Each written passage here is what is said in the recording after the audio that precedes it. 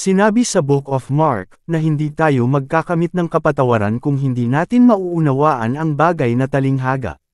Basahin natin ang Mark chapter 4 verses 10 to 12, nang nag-iisa na si Jesus, ang ilan sa mga nakikinig ay lumapit sa kanya kasama ang 12.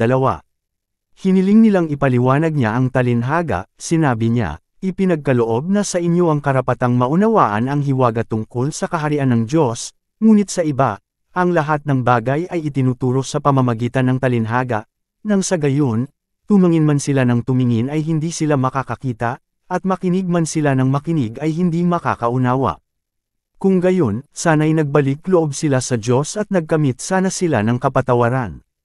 Amen. Purihin ang salita ng Diyos. Malinaw na sinabi ng salita ng Diyos na kung hindi natin mauunawaan ang bagay na talinghaga ay hindi natin makakamit ang kapatawaran na nagmumula sa Diyos.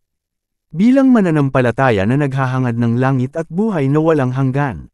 Upang ating makamtan ang kaligtasan, marapat lang na atin itong malaman upang tayo ay magkamit ng kaligtasan na nagmumula sa Diyos. Alam ko na lahat tayo ay ninanais na magkamit ng kapatawaran na mula sa Diyos.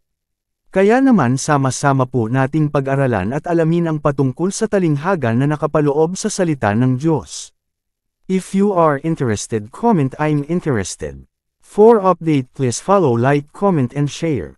If you feel blessed, you can support us by purchasing products here. Thank you.